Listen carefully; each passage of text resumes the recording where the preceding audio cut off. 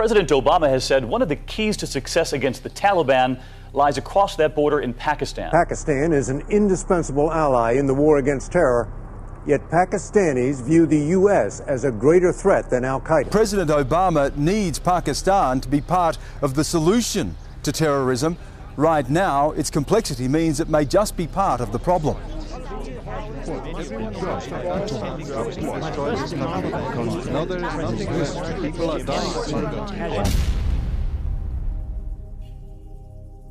Whatever happens in Afghanistan has a direct impact on Pakistan and vice versa.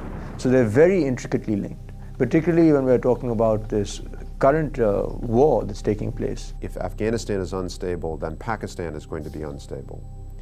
And the United States has a very important interest in a stable Pakistan, a country that's endowed with several dozen nuclear weapons at a minimum. There's a very real possibility that if Pakistan goes down the tubes with Afghanistan, that you could find nuclear weapons in the hands of al-Qaeda or perhaps some other militant group that would wish ill toward the United States and the rest of the world. Right now I'm standing in Afghanistan. This building is in Afghanistan, but if I take a few steps here, this is recognized as the current border, and those buildings over there are in Pakistan. Most of the 2,000-kilometer frontier is just like this, not marked in any way. The area, the border between Afghanistan and Pakistan is something that politicians drew on a map. As far as the Pashtun communities are concerned, this is a foreign confection. Let's explain this very clearly. On both sides of the Afghan-Pakistan border, you have largely the people who are known as Pashtuns or Pathans. And the Pashtun people belong to different tribes, have done so for centuries. This border that was created in the 19th century by the British was done essentially to define the borders of the British Empire. And many of the Pashtun people were extremely unhappy that this border had divided their tribes. They have links across the border. The really interesting thing about the Taliban is that for several years now, and one reason why they've been successful over the last few years by their own goals, is that they have seen much more clearly and much earlier than the United States has done that Pakistan and Afghanistan are a single theater for them.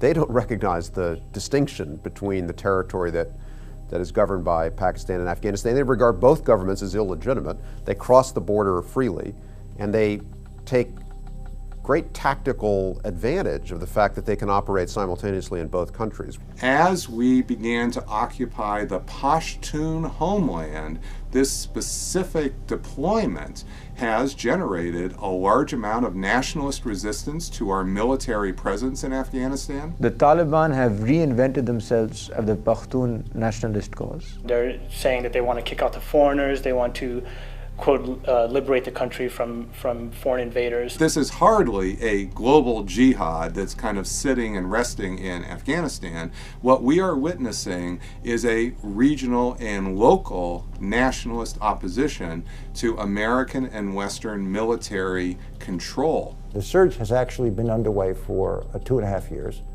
That the numbers of troops there have doubled in that period of time. Our reliance on air power has more than doubled during that period of time. What has been so far correlated with it are setbacks. The expansion of Taliban influence, the increase of Taliban attacks, and an increase in casualties.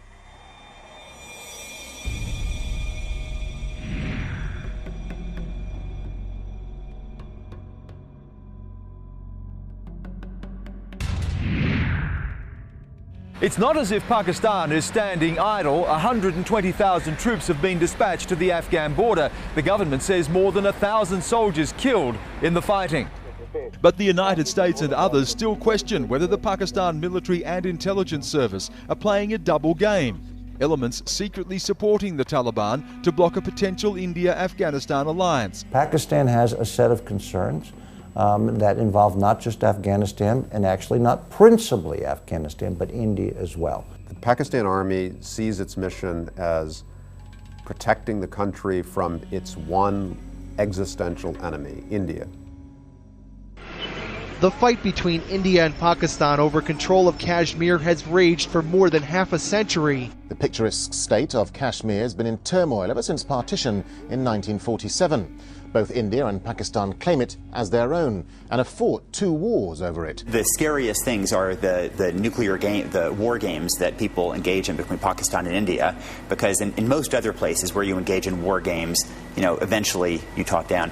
In India and Pakistan, surprisingly often, you end up with these war games with each side sending off missiles to the other. The Pakistan Army fears that India sees Afghanistan as a way to encircle Pakistan, to come in through the back door, to promote instability. They have resented very much the Indian presence in Afghanistan since 9/11.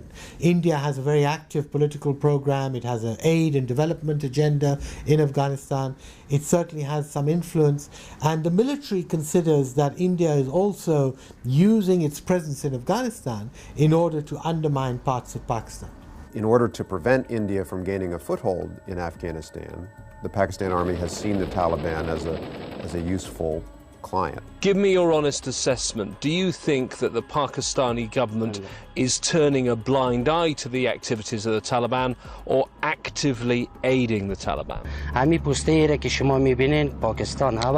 The checkpoint you can see up there is a Pakistani checkpoint.